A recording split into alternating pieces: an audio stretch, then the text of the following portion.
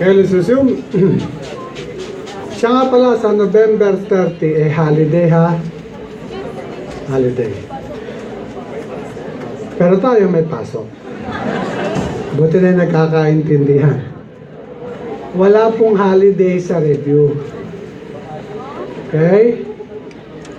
Kahit anong signal ng bagyo, suspended ang classes all levels.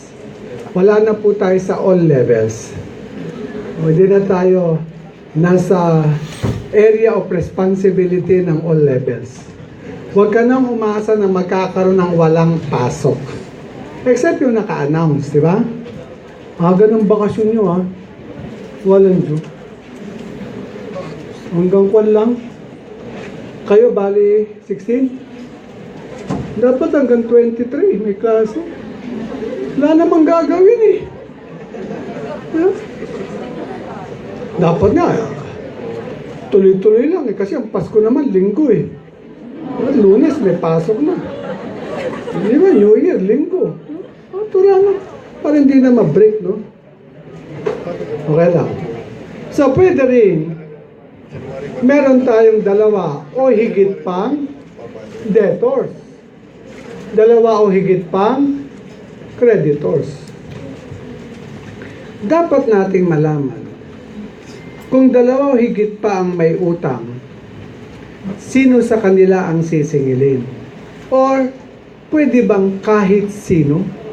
Kaya inaalam natin, ang kanila bang utang o ang pautang nila, join sila? Para malaman natin, kanya-kanya lang sila ng utang, to each his own. Pero kung sila, solidary, ibig sabihin, ang utang ng isa ay utang ng lahat, correct? The obligation of one is for all. And therefore, lahat sila ay isa lang. One for all and all for one. Paano natin malalaman gaano kadami ang utang, gaano kadami ang pautang? Tingnan mo yung number of debtors. Number of debtors at saka yung number of creditors. Para malaman mo yung number of obligations of the debtors or number of credits or rights of the creditor.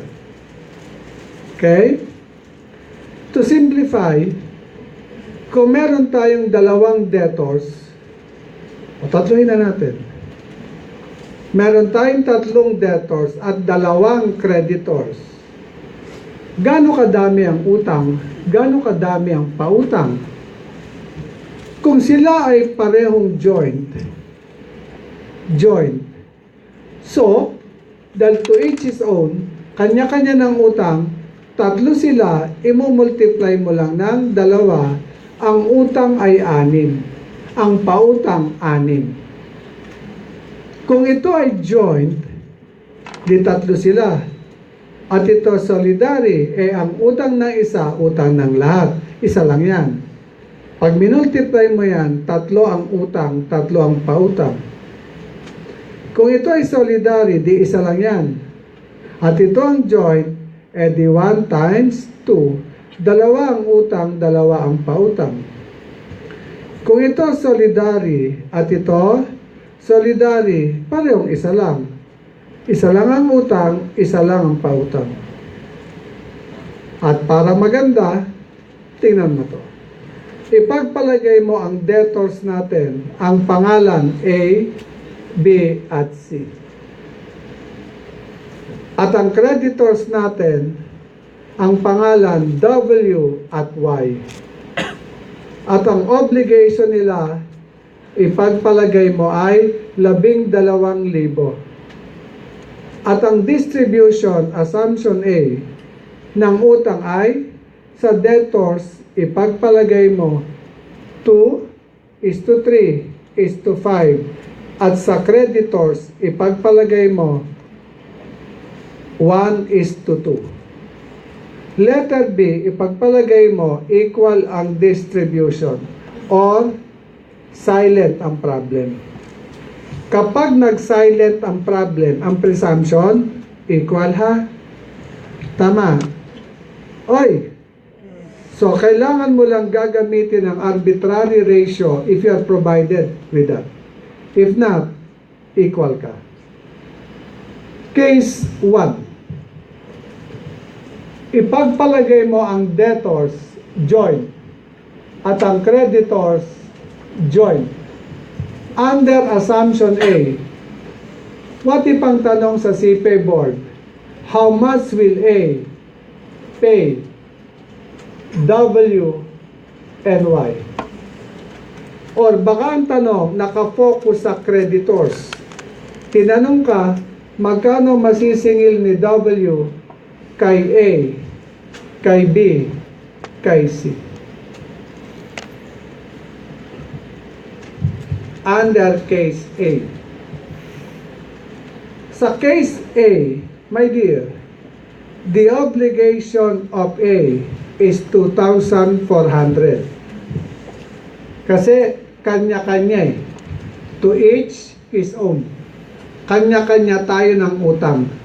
Ang utang ko lang ay 2,400. At babayaran ko si W at si Y ayon din sa kanya-kanyang karapatan. 1:2. Correct? So I pay 1/3 of this to W and 2/3 to Y. Alam saan galing yung 1/3, 2/3?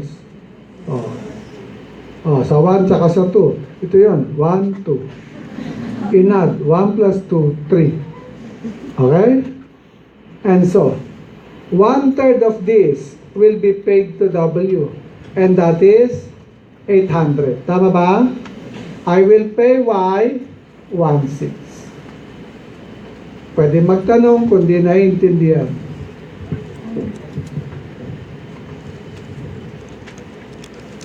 And tinanong ni examiner, magkano masisingil ni W?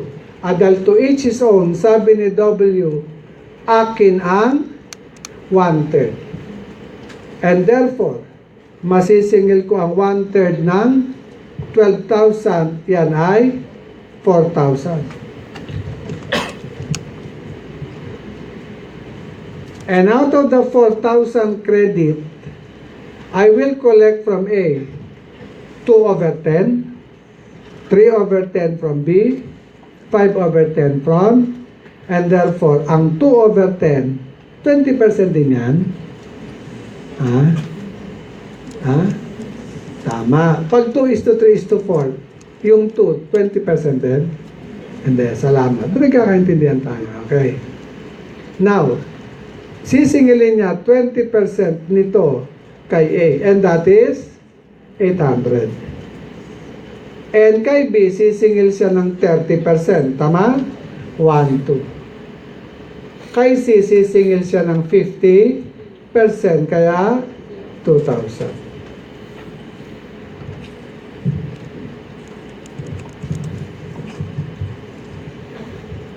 Maliwanag. Letter B, assumption. Ang naging tanong, magkano babayaran ni B kay W, kay Y? Or magkano raw masisingil ni Y kay A, kay B, kay C? Siyempre, si B magbabayad ng 4,000. Correct? Correct. Oy! Yes. Ayos ba? At out of the 4,000, babayaran niya si W ng 2,000. Si Y, 2,000.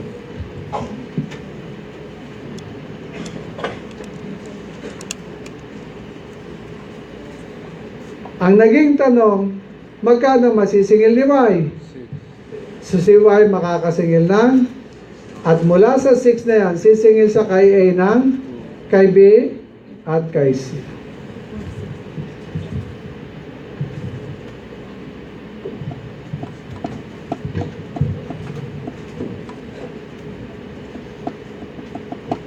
Kung walang katanungan, mag-assumption 2 ako. Kailangan muna ma-establish natin yung basic principle na yan bago natin i-dissect yung article na yan. Kasi kung titingnan mo sa libro, kasi ang libro, siyang pinakamahabang topic. Subukan mong magbuklat ng libro sa obligations and contracts. Buklatin mo na 10 beses. I'll place a bet. Mabubuksan mo ang solidary obligation, joint and solidary. Sa sobrang kapal niya. Kasi ang haba ng probation na tayo. Number 2. Gawin natin ang debtors mananatiling joint, pero ang creditors ay solidary. Under assumption A, magkano daw ang dapat bayaran ni A kay W kay Y?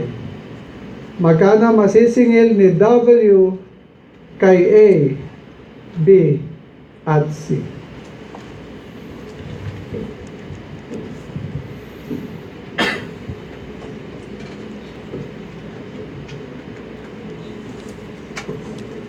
Si A magbabayad ng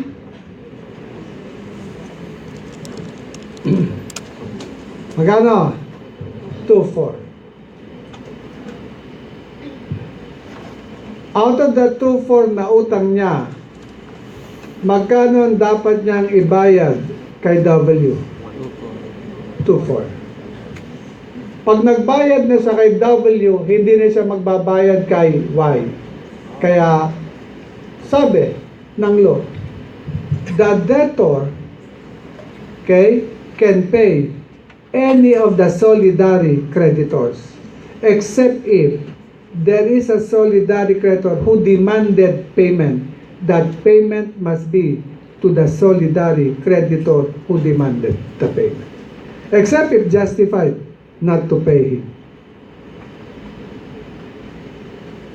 Si W, magkano masisingil?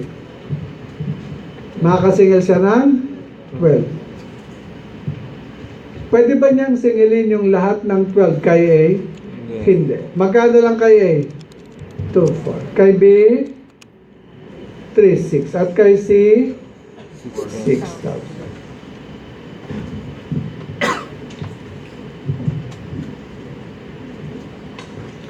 Kung siya ay case B, at ang tanong, magkano babayaran ni B kay W kay Y? Magkano masisingil ni Y kay A, B, C? Si B, dapat magbayad ng magkano? Dapat siyang magbayad ng 4. Magkano ibabayad niya kay W? Or kay si Y makakasingil ng magkano masisingil niya kay A?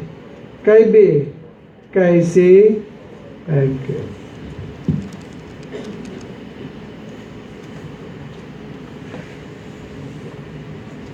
Dumadali ba?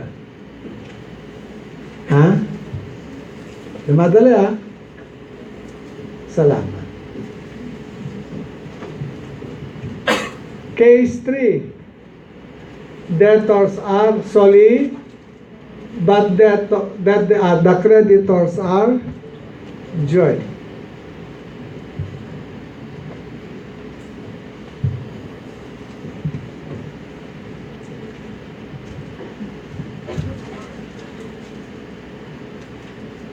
Under letter A, magkano ang dapat bayaran ni A kay W kay Y? Magkano masisingil ni W kay A, kay B, kay C? Si A dapat magbayad ng 12,000. Of the 12, magkano ibabayad niya kay W? 4. Kay Y, 8. Si Y, magkano pwedeng masingil? Ay, si W pala. Si W, magkano pwede niyang masingil? 4. Magkano sisingilin kay A? Or kay C.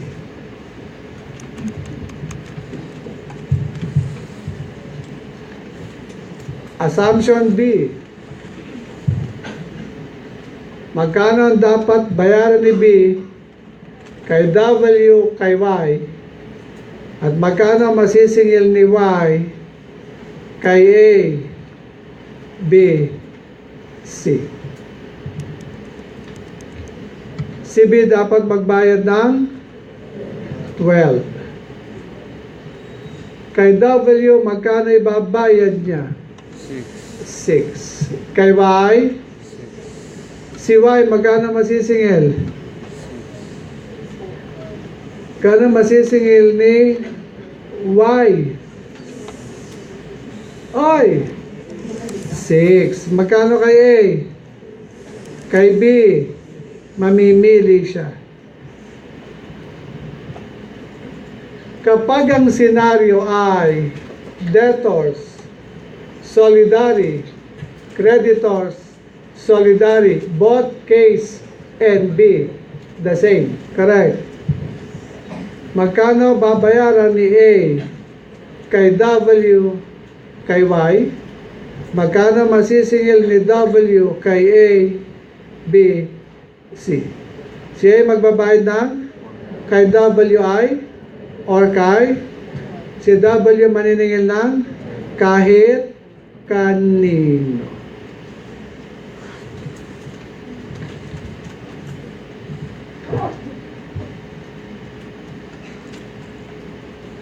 Ituloy natin ang debtors, creditors, solidary. Doon tayo sa assumption A. Pwede?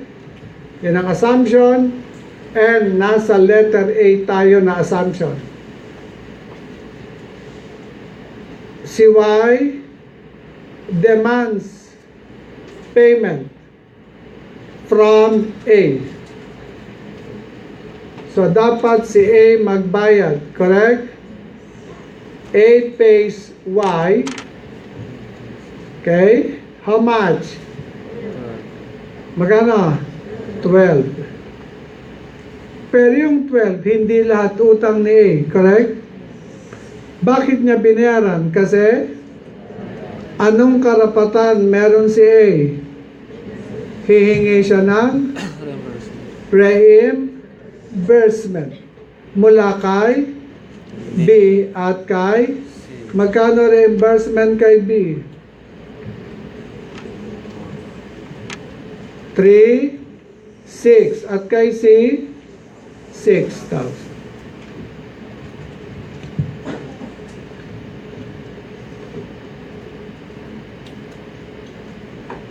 What if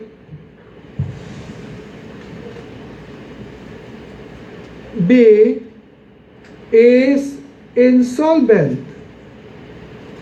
How much should A pay Y? Still 12. Entitled sana siya ng reimbursement kay B at kay C ng 3, 6 at saka 6,000. Kaso hindi niya ito mare-reimburse kasi nga ay sino magsushoulder ng insolvency? Paghahatian ni A at ni C. Ang kay A ay 2, ang kay C ay 5 over 7 ng 3/6. Are you following? So, bali lumalabas, ilan ang masisingil ni A kay C? Dalawa, isang 6,000 tsaka ito. Correct? Yan ang sisingilin niya. Share ni C sa utang at share ni C sa insolvency ni B. What if case 3? Si C pala minor but is not guilty of misrepresentation. He did not pretend as if of legal age. Na-mistook siya nung dalawa. Mukha siyang matanda na. Pero actually, 17 pa lang or 16 pa lang. Tama? Meron bang mga mukhang matanda na? Pero bata pa talaga. Meron namang bata, matanda na mukha pang bata. At talagang ganun napagkakamalan. And therefore, nagbayad si A. A pays Y how much?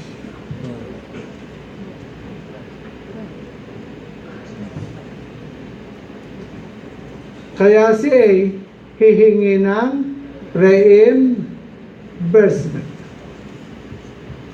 Magkano babayaran na?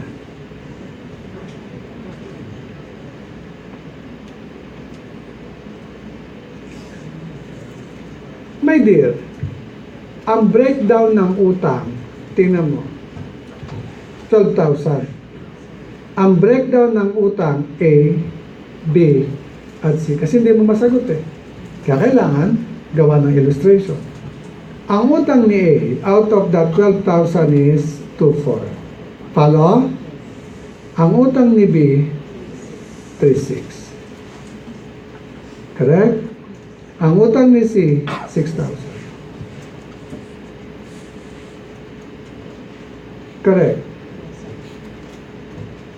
Ang debtor na to ba, liable na bayaran ng utang na to? Yes. At dahil liable siya, kanino pwedeng singilin yan? Kay A, kay B, kay C. Correct? Correct? Ito ba liable? Yes. Kanino pwedeng singilin yan? Kay A, kay B, kay C. Ito ba liable? Hindi. At dahil hindi liable, hindi pwedeng singilin. At dahil sa utang niya, siya mismo hindi liable, lalong hindi siya liable. Correct? Sa utang na iba. My dear, sa solidary obligation, kaya mo babayaran ang utang niya kasi masisingil siya. Mare-reimburse ka niya.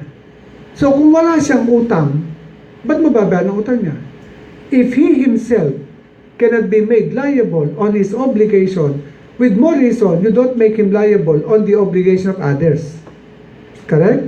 Kaya si A, magbabayad lang kay Y ng 6,000. Hihingi siya ng reimbursement lang kay B ng 3,600. Follow? What if si B insolvent, si C minor? Pwede? Pwede. And so, si A magbabayad kay Y, magkano? Still 6.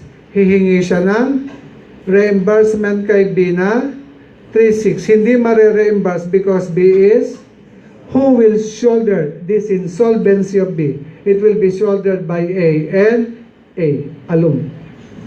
Siya lang ang magsushoulder. He cannot make C liable. If you cannot make C liable on his own obligation, then why make him liable for the obligation of others? Minority is a real defense. You do not collect from a minor. Unless sabihan ka ng problem, minor is guilty of misrepresentation, guilty of fraud, or sabihan ka, ginamit sa necessities and necessaries of a minor.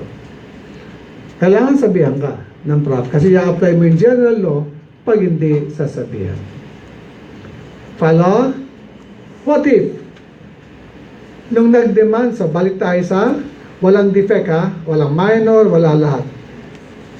Kaso, ito pa lang si Y nanliligaw sa isa sa debtors. Okay, pagpalagay muna natin ang nililigawan niya si A, later si B, or later si C.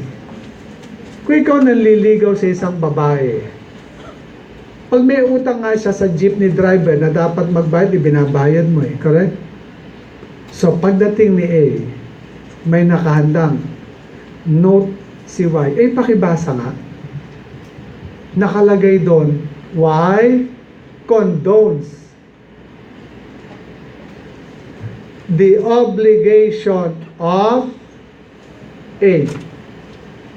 At dahil pinatawad ang utang ni A, magkano lang ang babayaran ni A kay Y?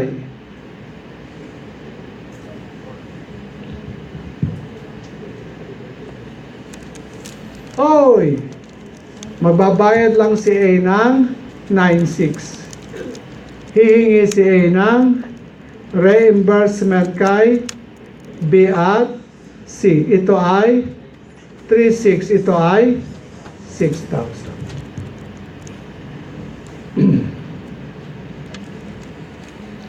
What if ang kinondone na utang ay utang ni B?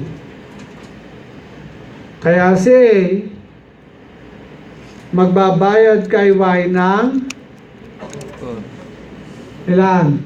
8.4. Hihingi siya ng reimbursement kay C. Magkano?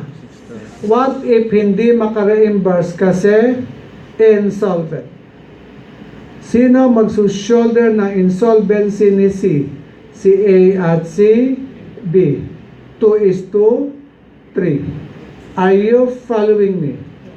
Sir, di ba pinatawad na yung utang ni B? Bakit liable pa si B? What was condoned was the share of B in that obligation of 12. What is being demanded from B is his share in the insolvency of C. Klaro? Okay. What if ang pinatawad ay si C? Kaya si A magbabayad kay Y ng 6. Hihingi siya ng reimbursement kay B na what if hindi ma-reimburse kasi insolvent? Magsushoulder si A at si C. 2:5. What if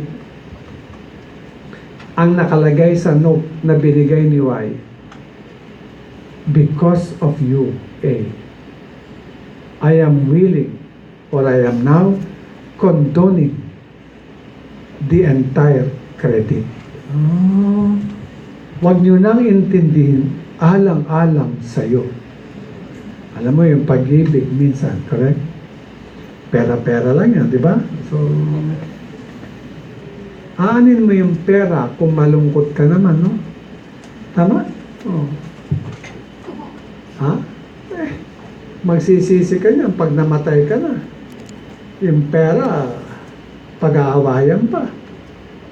Samantala kung ginastos mo na, maligaya ka pa. Kaya pinatawad na niya. Kinondon yung obligation of all. Kaya si A, nagbayad kay Y ng thank you. At dahil kinondon yun, dahil sa kanya, humihingi siya ng reimbursement mula kay BNC. Makakakuha din siya ng and therefore, sabi ng code, if the condonation pertains to the entire obligation, even if it is given to only one of the solidary debtors, the other debtors will be benefited. So kung specific identification, siya lang ang nag-benefit. Pero kung para sa lahat, nag-benefit lahat. Follow? What if ang utang na yan 12 years ago na? So meron ng prescription. Nagkataon, nagkasalubong si A at si Y. Nahiya si A kay Y. Sabi niya, Y, musta ka na? Sabi ni Y, ay buti naman naalala mo ako. Yung utang niyo, naalala niyo? Oo. Kaya nga nahiya ako, ito bayad. So, out of, siyempre, hiya, nagbayad si A. A pays Y 12. Pinuntahan niya yung dalawa, humingi ng reimbursement kay B at C. Makaka-reimburse? Siyempre, wala. Nag-prescribe na nung bayaran niya yan. Am I clear? What if ganito ang nangyari?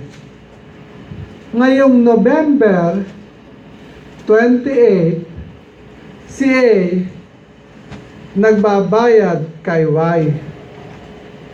Kaso si Y, kinondone nang hindi alam ni, walang alam si W. Tama? Sino si W? Ayun. Di ba? Right. The following day, maliwanag, dumating si B. Nagbayad siya kay W. Si W naman inaccept nang hindi alam ni Y. Thereafter, humihingi si B ng reimbursement kay A at C. Magkano mare-reimburse kay A? Sagot, makaka-reimburse ng 0, 0. My dear, noong November 29, there is no more obligation. B is paying nothing. Reason, there was already condonation. And this condonation is valid. A solidary creditor can condone the entire credit, whether with or without knowledge or consent of the other solidary creditor. And therefore, this valid obligation here is already extinguished. Sir, kawawa naman si B. Hindi siya kawawa. Nabayaran niya ang obligation na hindi na nag-exist. There is undue payment. Correct? Correct. What can B do? B can go after W. W should return the payment made by B. Principle of. And what will W do? With W will go after the co-creditor. Si Y ang hahabulin niya. Am I clear? What if hindi naman nangyari yan? Si W kasi pupunta ng Amerika. So W assigns his credit to Z. Ginawa niya to without the knowledge of Y. Dahil dito, sino na ang bagong creditors? Ang magiging creditors, si W at Y pa rin ba? Or si Y na at si C? Si W at Y. This is void. A solidary creditor cannot assign his right without the consent of the other solidary creditor. Maliwanag po ba ko? Naiintindihan niyo ba? What if may kadugtong yung contract na yan? Nilagay nila kailan sila magbabayad. Okay? Sinulat nila, will pay. Sabi ni A, I will pay if Y will pass the CPA board exam in May 2016. Sabi naman ni B, ako magbabayad on June 12, 2017. Ito, 17 din to. 2017. Sabi naman ni C, ako magbabayad on November 28, 2016. Dumating na itong November 28. Hindi pa ito dumarating. Ito hindi pa pumapasa si Y.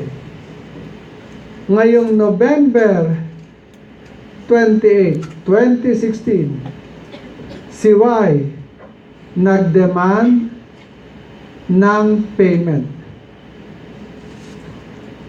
Kaya na siya makakasingil. Kay A, kay B, kay C. Sagot! Magkano masisingil niya kay A? Sagot! Sagot! Wala. Kay B? Wala. Kay C? Kay C? November 28. Magkano kay C? Makakasingil ba siya? Magkano? 6,000. Naintindihan? Maliwanag ba? Ang sagot na yan, mali. Walang jukay. Solidary. Kanina, nakikita mo pag solidary, laging liable. Correct? Walang juka. 006, batukan kita eh. Pwede mo gagawin? My dear, ang utang ng isa, utang ng lahat. Bakit si C may utang, ba't si A at B wala? Tuwan-tuwa ako, puro tama sinasabi mo. Yung panghuli ko, ibig sabihin, nakakatsamba ka lang. Yes, hindi mo naiintindihan eh. You forgot, if one is indebted, all must be indebted. If one is not, then no one. Ganun ang logic. O, dahil hindi mo naiintindihan, gagawin ko to. Ganda, no? Ayos ba? Yes. Ayos lang yan. Niwala ka sa akin, alam mo yan. My dear, ang utang ni A, 2,4. Follow? Ang utang ni B, 3,6. Ang utang ni C, 6. At sila ay solidarily liable for 12,000. Tama? In the eyes of the creditors. Correct? Pero yung utang ni A, hindi pwedeng singilin kasi hindi due. Yung utang ni B, hindi pwedeng singilin kasi hindi. Yung utang ni C, due. At dahil ang utang ni C ay due, pwede bang singilin yan? Kanino? Kahit kanino. Bakit kahit kanino? Therefore, today, itong utang na to, November 28 is due, correct? Pwede bang singilin kay A? Yes, and A should pay Y how much? 6,000. A is entitled to get reimbursement from, magkano sisingilin kay B at kay C? Kay B, 0. Kay C? Bakit niya sisingilin si C? Utang yun eh? Ba't niya binayaran? Solidary. Pwede bang ang singilin ay si B? Kaya si B magbabayad magkano? 6. Sisingil siya ng reimbursement kay A, kay C. Magkano kay A? Kay C? Or baka ang singilin ay si C. C pays Y, 6. Hihingi siya ng reimbursement kay B, A and B. Magkano kay A? Kay B. Kasi dumating ang May. Kumuha ng exam si Y. Pumasa. Makakasingil si Y? Magkano? Magkano? 2,4. Kanino? Kahit kanino. Bakit kahit kanino? Nagbayad si B. Dapat ba siyang magbayad? Yes. Kasi hihingi ba siya ng reimbursement? Kanino? Kasi utang yun eh. Ba't niya binayaran? Kasi dumating ang June 12. May magjujong utang? Kay nung utang? Kay B. Magkano? Makakasingil ba si Y? Kanino? Bakit? Nagbayad si C. Dapat ba siyang magbayad?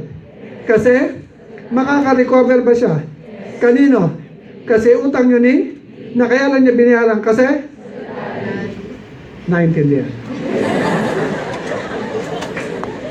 Ayas? Yes? Itutuloy natin ang pag-uusap sa susunod na pagtatagpo natin. Ha? Ano? Pwede pa yan? Di ba? Hindi ko maisagad, baka bumigag eh. Ingat, bye-bye! Love you!